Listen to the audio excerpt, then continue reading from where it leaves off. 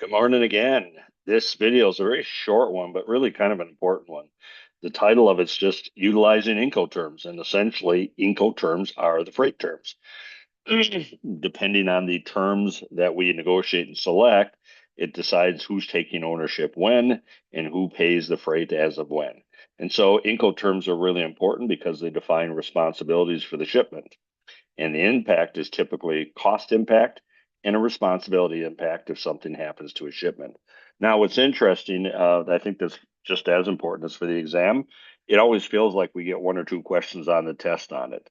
And there's easily a dozen Incoterms out there with varying degrees of who takes ownership. So what I would encourage you to do, jump out to the internet, whatever search engine you use, type in Incoterms, go to the images, pull up one of the images, and what you're going to see is kind of a continuum from one end, which is typically X works, EXW, where the seller takes ownership over all the cost of the freight and the responsibility if something happens, in a sliding scale all the way down to the other end, which is DDP.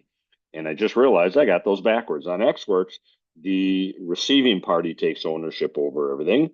So you can see even us as trainers get challenged by this one. So as it exits the works, EXW, the buyer takes ownership over the freight cost and the ownership on a sliding scale all the way down to DDP, delivery and duty paid, where the owner or the shipper takes ownership all the way through till it's delivered to your dock.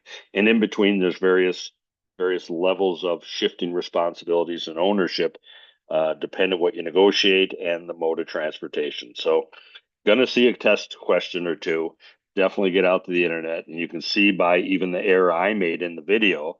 And I guess I'd rather have the error in here so you can, reinforces the challenge. We have to give ourselves that extra minute of thought as we're answering a test question. So, taking the time to understand the chart's going to help in both the exam as well as out in our careers.